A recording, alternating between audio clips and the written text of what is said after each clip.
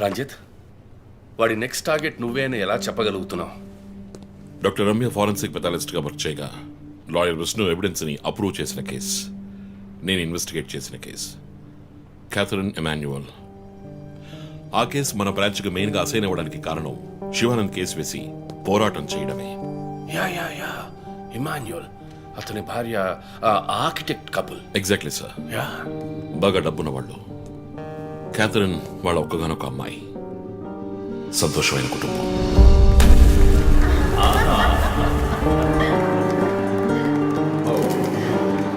Oh my God!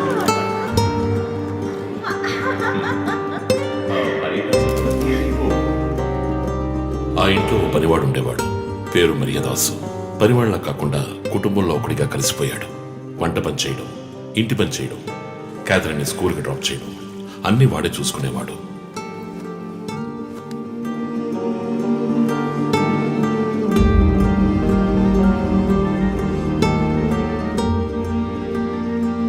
Mommy! Look what I want.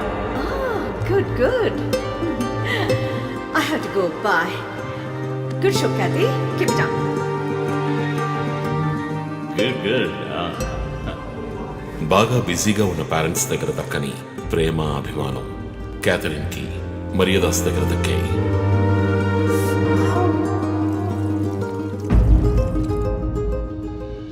కానీ ఒక్క రాత్రిలో ఆ కుటుంబం చిన్నాభిన్నమైపోయింది.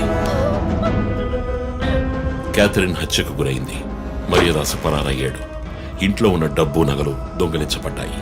పోలీసులు మరియదాసుని సస్పెక్ట్ గా డిక్లేర్ చేసి కేసు ఫైల్ చేశారు.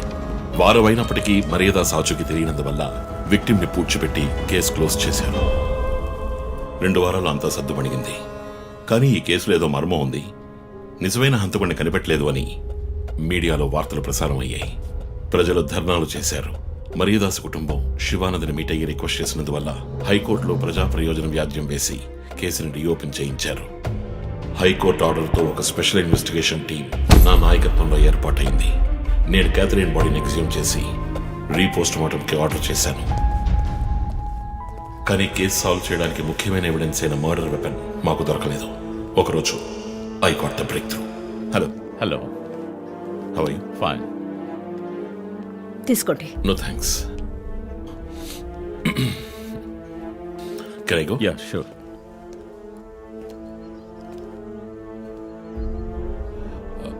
ఓ, మీరు గోల్ఫ్ ప్లేయరా? Yes, sir. ఏ క్లబ్లో ఆడుతున్నారు? గచ్చిబౌలి క్లబ్లో. నేను race club player. Just beginner. మీ అంత కాదులేండి. అడిగిన ప్రశ్నలకు మాత్రం ముక్తసరిగా సమాధానం చెప్పారు.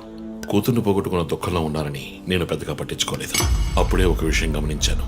ఒక గోల్ఫ్ కిట్లో 16 క్లబ్బులుంటాయి. అన్నీ ఇంచుమించు ఒకేలాగుంటాయి. ఒకే ఒక్క క్లబ్ తప్ప, అదే పట్టర్. హోల్ దగ్గరున్న బంతిని కొట్టడానికి యూజ్ చేసే క్లబ్. ఇమాన్యుయల్ దగ్గరున్న కిట్లో ఆ పట్టర్ కొత్తదిగా ఉంది.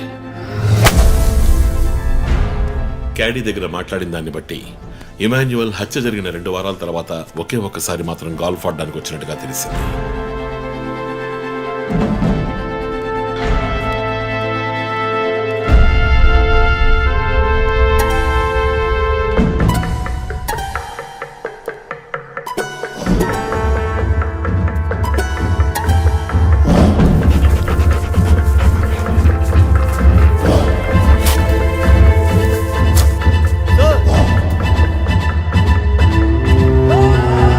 అనుమానం వచ్చిన చోట తవ్వగా దొరికిన గోల్ఫ్ పట్టర్ మేక్, ఫింగర్ ప్రింట్స్ బట్టి చూస్తే అది ఇమాన్యుయల్ కి చెందిన మిస్సింగ్ పట్టర్ గా తేలింది.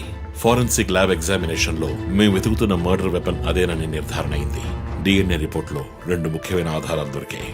ఫస్ట్, క్రైమ్ స్పాట్ లో క్యాథరిన్ మాత్రమే కాదు, మరియదాసు రక్తం కూడా ఉంది. సెకండ్లీ, దొరికిన గోల్ఫ్ పట్టర్ మీద ఉన్న బ్లడ్ ట్రేసెస్ మరియదాసువి. సో మరియదాసు మిస్ కాలేదు, మర్డర్ చేయబడ్డాడని కనిపెట్టాను. పెథాలజీ రిపోర్ట్ ప్రకారం ఆ అమ్మాయి చనిపోవడానికి ముందు సెక్స్ లో పాల్గొన్నట్టుగా కన్ఫర్మ్ అయింది. స్పర్మ్ డిపాజిట్ లో ఉన్న డిఎన్ఏ మరియదాసు డిఎన్ఏతో మ్యాచ్ అయింది. కేసు సాల్వ్ చేసేసాం.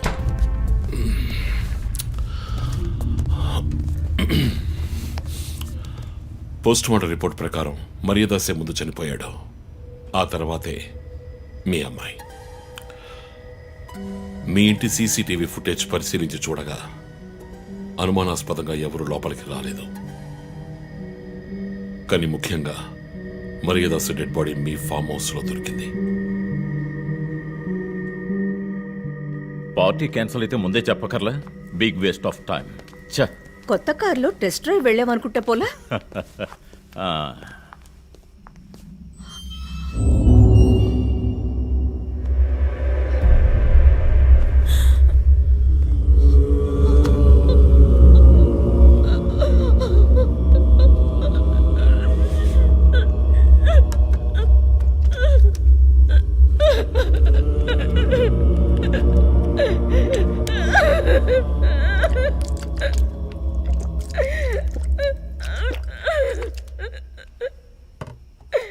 నన్ను క్షమించండమ్మా.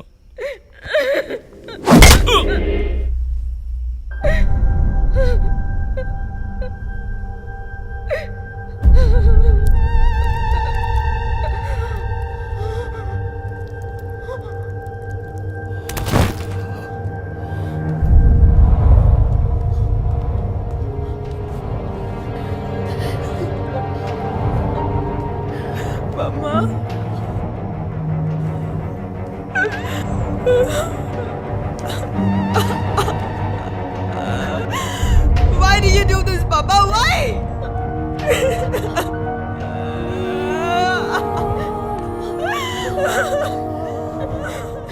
నీకేం తక్కువ చేశాం కానీ నీకేమైనా పిచ్చి పట్టిందా? చూడు, నువ్వు చిన్నపిల్లవి. నీ మంచి కోసమే చెప్తున్నాను. అంతా మేము చూసుకుంటాం.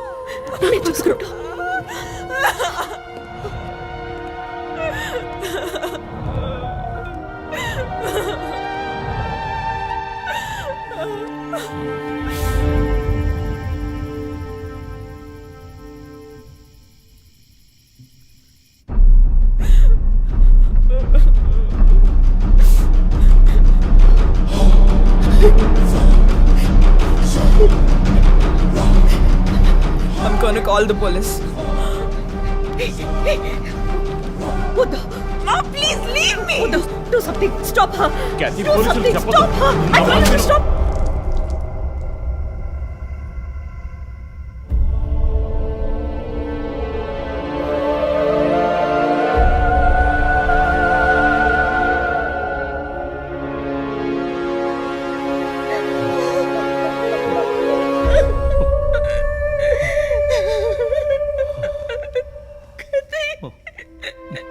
ఇమాన్యువల్ సొసైటీలో చాలా గొప్ప వ్యక్తి, హైలీ ఇన్ఫ్లుయెన్షియల్. ఆ హత్యని కవరప్ చేసి క్రైమ్ సీన్ క్లీన్ చేసేశారు. డబ్బు నగలు దొంగలించబడి క్యాథరిన్ హత్య చేయబడిందని కేసు క్లోజ్ చేసేశారు.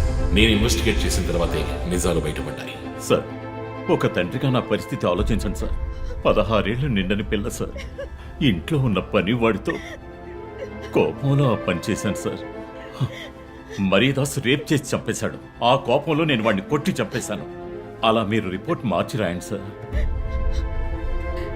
ఆల్రెడీ నా కూతురు గురించి ఏమేమి రాస్తున్నారో తెలుసా మీకు? టీవీ ఆన్ చేయడానికి భయపడుతున్నాం. రోజు మీడియాలో నా కూతుర్ని చూపించి రేప్ చేసినట్టు ఎలాంటి ఎవిడెన్స్ లేదు. వాళ్ళిద్దరూ ఇష్టపడే అలా నడుచుకున్నారు. అటాప్సీ రిపోర్ట్ క్లియర్ గా చెప్తోంది. మీరిద్దరూ కలిసి ఎవిడెన్స్ ని సప్రెస్ చేశారు. డాక్టర్ రమణతో కూడా దీని గురించి మాట్లాడాను. ఆవిడ కలెక్ట్ చేసిన డిఎన్ఏ ఎవిడెన్స్ చాలు మిమ్మల్ని కన్విట్ చేయడానికి. నేను డిఎన్ఏ రిపోర్ట్ మార్చి రాయిస్తాను. నాకు కనెక్షన్స్ ఉన్నాయి. అది నాకు వదిలిపెట్టండి. ఆ శాంపుల్ని బట్టి రిపోర్ట్ మార్చి రాయండి. మీకు ఎంత డబ్బు కావాలన్నా ఇస్తాను. ఇండియాలో, విదేశాల్లో. జస్ట్ అకౌంట్ నెంబర్ చెప్పండి. సార్, మేమిద్దరం సిటీలో లీడింగ్ ఆర్కిటెక్ట్స్. మా రెప్యుటేషన్ ఏం కావాలి? అవమానం sir. We have done right. Yeah, we're done. You have to face the consequences. నా దగ్గరే దాచిపెట్టారు కదా సార్. చెప్పకూడని విషయాలన్నీ చెప్పి ఇలా ఇరుక్కున్నారే సార్.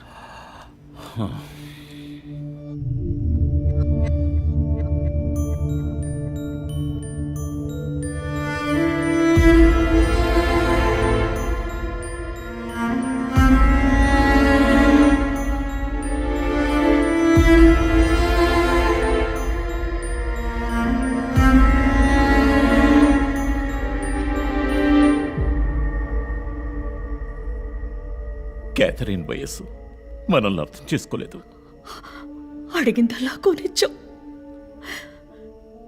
డబ్బు ఖర్చు చేసామే కానీ కొంచెం టైం ఖర్చు చేసి ఉండాల్సింది.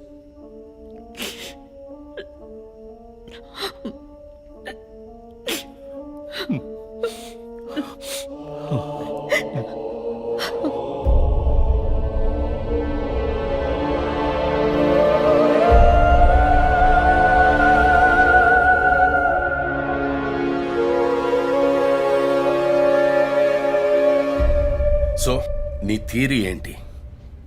శివానంద్, డాక్టర్ రమ్య, విష్ణు, ఆ తర్వాత నేను, మా నలుగురిని కనెక్ట్ చేసే కేసు ఇది. ఈ కేసు వల్ల బాధించబడ్డ ఎవరో ఒకరే సస్పెక్ట్. ఎవరు? ఆ కుటుంబంలో అందరూ చచ్చిపోయారు కదా. రిలేటివ్స్, వాళ్ళ చావు వల్ల బాధించబడ్డ ఎవరైనా ఒకళ్ళు. వాళ్ళు చచ్చిపోయి 3 ఏళ్ళు అయింది. ఇన్నాళ్ళు లేనిది ఇప్పుడు ఎందుకు జరుగుతోంది? I'm not convinced. Sir, investigation చేస్తేనే కదా సార్. Ranjith, I'm sorry, I have to do this. ఇక నుంచి ఈ కేసు నేను తీసుకుంటున్నాను. మీరిద్దరూ నాకు రిపోర్ట్ చేయండి. Sir please sir. నువ్వు పర్సనల్ గా ఇన్వాల్వ్ అయ్యావు. నీ జడ్జ్మెంట్ సరిగ్గా ఉండదు. నీకు పార్కిన్సన్స్ ఉందని నా దగ్గర దాచడమే తప్పు. ఆ రోజు ఏమైనా అయి ఉంటే? సార్, నేను ఇన్వెస్టిగేషన్ లో ఉండి తీరాలి సార్. ఉంటావు, కానీ ఫీల్డ్ వర్క్ లో కాదు. Vandana, I'm ready to meet the press.